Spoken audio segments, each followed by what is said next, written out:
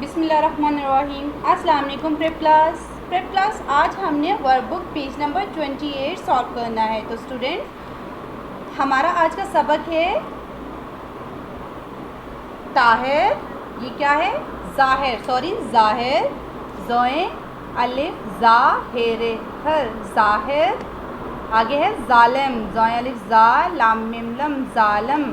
बे अलिफ बा तोए नून तन बातन। आइन अलिफ आ लाम मिम लम आलम। जीम अलिफ जा हे लाम हेल जाहिल।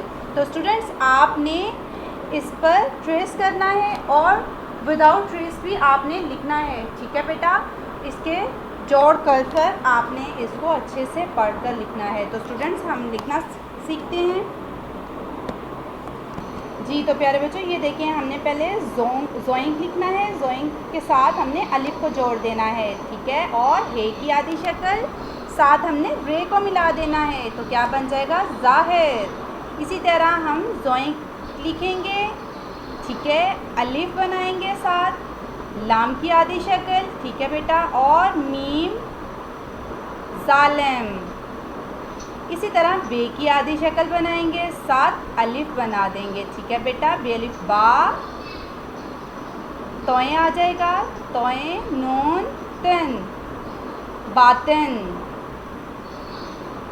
ये आइन की आधी शक्ल है। ठीक है बेटा, आइन के साथ हमने अलिफ को मिलाया, आइन अलिफ आ लाम की आधी शक्ल लाम मिम लम आलम।